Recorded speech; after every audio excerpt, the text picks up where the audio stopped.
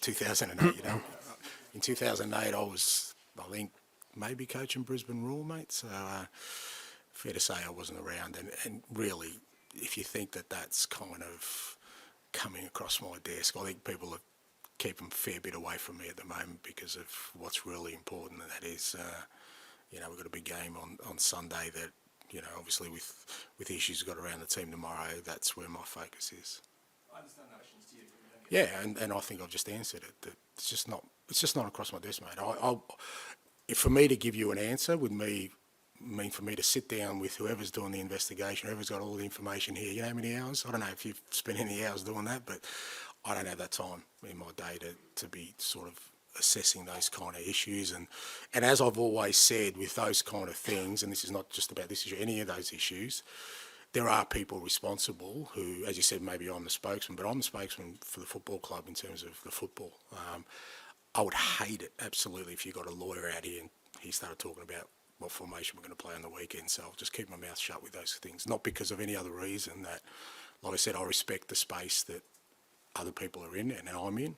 If you've got real questions about that, then there's probably better people to ask than me. Tom?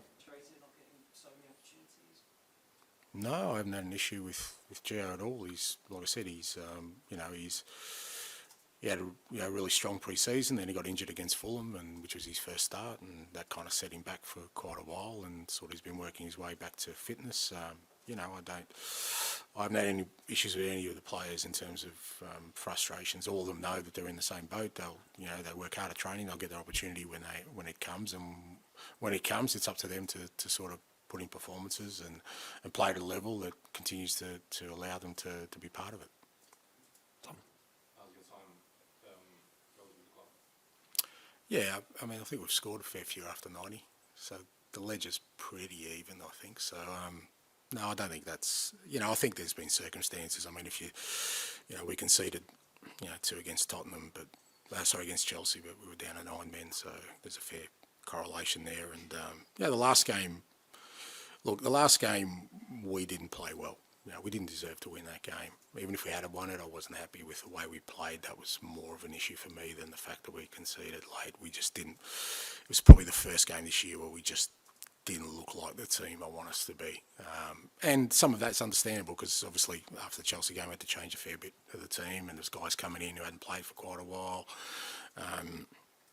We scored early and we kind of went into our shells a little bit, I thought.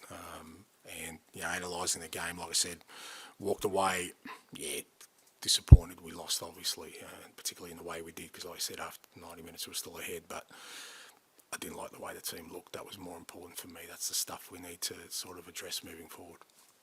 John? He's got a certain amount of guts coming back to the Premier League and to prove, he didn't need to prove himself, to come back again what he's doing. Yeah, I'm sure he didn't need to prove himself. I think maybe others, but I think it's just, I mean, I haven't come across, but I've been a great admirer of his coaching, again, because he's a guy who's, always challenged himself, whether that was in his home country or, he obviously came over here and, the experience here didn't deter him in any way. He didn't lose any belief in who he is as a manager, and I think sometimes it's easy to put a line through people, because it doesn't work out in sort of one experience. But for all of us managers, I guess we all go through that. It's how you respond to that, and he's been first class, and you can see he's turned Villa around very, very quickly into you remember what position they were when he took over, and they've been very, very consistent, and he's always when I looked at his teams, they've always been very well organised, very well structured, clear identity, which is it's always the things I look for, because that tells me that there's a coach there, apart from being a manager, there's actually a coach there, because when you see a clear identity in a team, and he's transferred that across 3 different countries, he's a quality manager.